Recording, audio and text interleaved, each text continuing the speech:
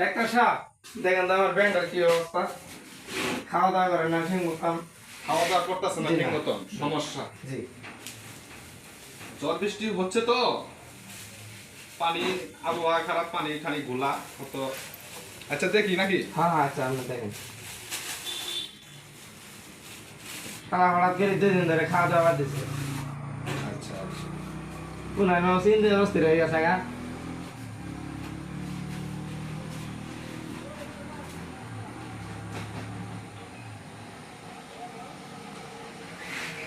একটু বসেন, আমি চেক করে নিই, মেশিন থেকে চেক আচ্ছা। করে নিই।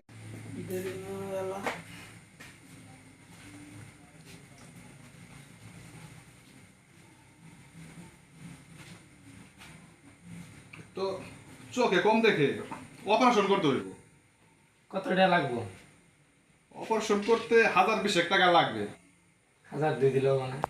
না, এটা সম্ভব না, এটা আপনার পাওয়ারও সমস্যা, পাওয়ার হ্যাঁ। সমস্যা আছে, হাড্ডি ভেঙে গেছে।